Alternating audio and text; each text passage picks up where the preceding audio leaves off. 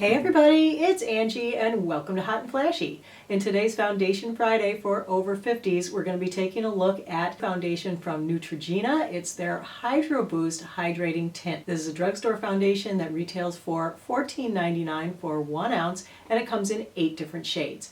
Now this is supposed to be a hydrating tint, as it's called, and it claims to moisturize and plump the skin for 24 hours. So, you know, I'm always interested in things that are going to moisturize and especially plump and make me look more youthful. So let's put it to the Angie test and see if it does just that. This is a water and silicone-based foundation. Actually, 1/3 of the ingredients are different silicones. It also contains glycerin, which is moisturizing, hyaluronic acid, also moisturizing. It does not contain SD alcohol, which can be drying. It doesn't have any fragrance ingredients, but it does have a smell. It kind of smells like makeup, I guess.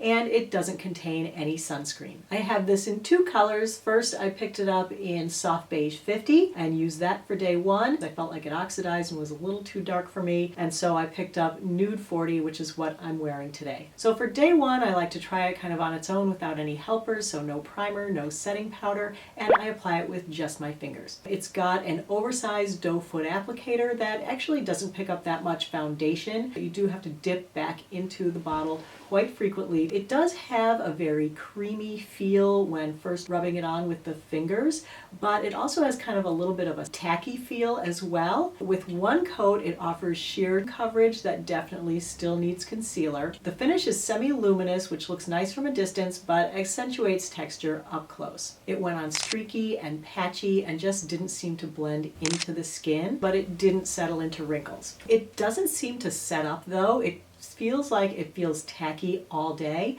and this definitely oxidized like 1 to 2 shades. So at the 5-hour check-in, it clearly had oxidized even more. It was also very worn off and patchy. There was still no settling into wrinkles, and it felt moisturizing. The soft luminosity, though, had changed to more of a shine, making my whole face look really textury. I was heading out to dinner. I wasn't comfortable wearing this because I didn't think it looked very good, so I washed my face and figured I would just give it another go tomorrow. For day 2, I went out and I got the other color. I just went with 1 shade down, which is Nude 40. This one stayed pretty much true to color, and I think it's a pretty good match for me, although it's a little kind of grayish and dead looking. I did have to add a lot of bronzer and blush and stuff to make this look more human. I don't know if you guys saw my sunscreen video last week, but I've discovered some awesome new sunscreens that really look fantastic under makeup, and so wow, I thought, oh my gosh, this is going to solve all the problems from yesterday. I'm going to use my new sunscreen and it's going to look great. So I used the Australian Gold and the sponge on half my face and the brush on the other half my face. I also used setting powder, but no primer. It didn't blend at all well with the sponge. It's so stiff that the sponge just dots it around if you bounce it. So I ended up having to kind of drag and roll the sponge to get it to spread a little better. The brush works much better than the sponge or the fingers. It doesn't like glide over the skin, and it leaves unblended globs and patchy coverage. I tried to build up the coverage since I had only gotten sheer the day before, but it doesn't blend into itself well, and it ended up with a streaky, even more sheer result. It certainly wouldn't get up to medium or even full coverage. But the good news is it didn't settle into wrinkles and it didn't settle into pores. In general, I feel like this looks fine from a distance when first applied because it does have that nice soft luminosity that is a little bit youthful looking. So at the 5-hour check-in, it had gotten increasingly shiny. It was sliding around. It was coming off on everything. It came off on my fingers, my phone. It came off on my sunglasses where they were like resting on my cheek. I had redness showing through on my chin, my nose, and forehead. As I said before, it looks okay from a distance, but it looked awful up close. At the 10-hour check-in, it was even more worn off on my nose, my forehead, and my chin, still patchy and still looked bad. And this is with the sunscreen that I found acts like glue with my other foundations. So for day 3, I tried it with yet another sunscreen that I was loving from that video as well. That's the Hydropeptide SPF 50, which just looks so gorgeous under makeup.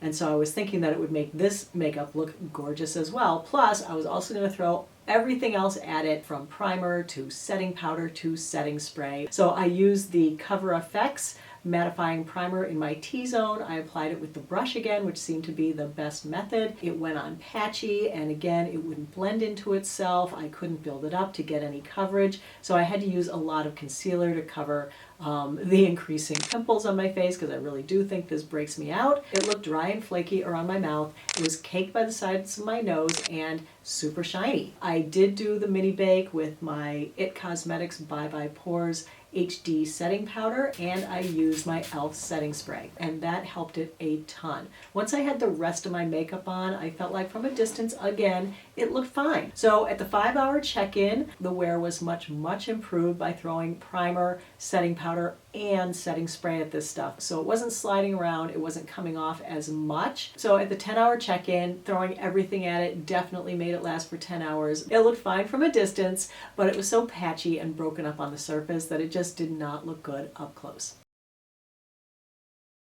I feel like it went on slightly better. It's not quite as patchy as it was with the sunscreens that I used, but did it improve it to the point that I would say, like, yes, this is wonderful now?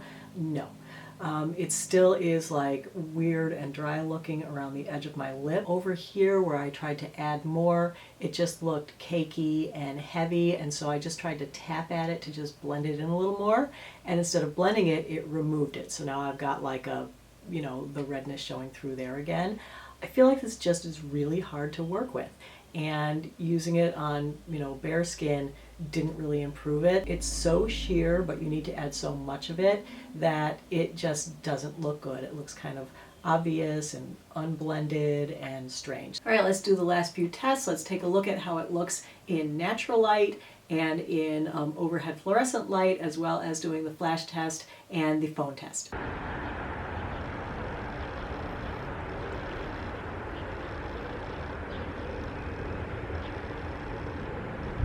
I feel like it's actually better inside than it was outside. I still feel like it's not great. I still feel like it's like I'm getting another zit here. I've got this one and this one. I feel like it's definitely breaking me out. And I do feel like it looks cakey and kind of, you know, I just don't like the way it's patchy, that I couldn't get it to work with anything, especially with a sunscreen, and where it doesn't have any sunscreen, which, you know, I don't recommend you using your foundation as your sunscreen anyway. But for me, a foundation that doesn't work with sunscreen is definitely a deal breaker, because, you know, sunscreen is the #1 anti-aging thing. So I'd much rather switch out to a better foundation that works with the sunscreen than have to battle with this one and have it not look good because of my sunscreen. I know most of you guys are the opposite, but you should actually be coming along on the sunscreen ride with me. All right, nice shiny clean phone glass. I would say fail on the phone test. Yeah, I knew it was going to fail because this stuff comes off on everything. Came off of my sunglasses, came off on my hands all day long. I don't like how this doesn't set up. All right, so now let's do the flash photography test. That doesn't actually look too bad. Let's go over the pros and cons of the Neutrogena Hydro Boost Hydrating Tint Foundation. In the pros column are the price, that it's moisturizing, that it doesn't settle into wrinkles, it doesn't settle into pores, and it has a soft luminosity to start. The cons are that it's sheer but not buildable. It's difficult to apply, especially over sunscreen. It doesn't play well with others. It's stiff and it looks cakey. It gets shiny in the afternoon, which accentuates texture. So the final verdict on the Neutrogena Hydro Boost Hydrating Tint is that this is probably great for people with dry skin because it is moisturizing, it doesn't settle into wrinkles, and it doesn't settle into pores. For people with normal combo oily skin, people who like to wear sunscreen, people who like fuller coverage, this is not for you. So if you have dry skin and you've tried this, I'd love to hear from you. I'd love to know if you like it. That's my full review of the Neutrogena Hydro Boost Hydrating Tint. I hope you found it helpful and informative. As always, I really appreciate your time, and thanks for watching, and so I'll see you in the next video. So take care, everybody. Bye-bye.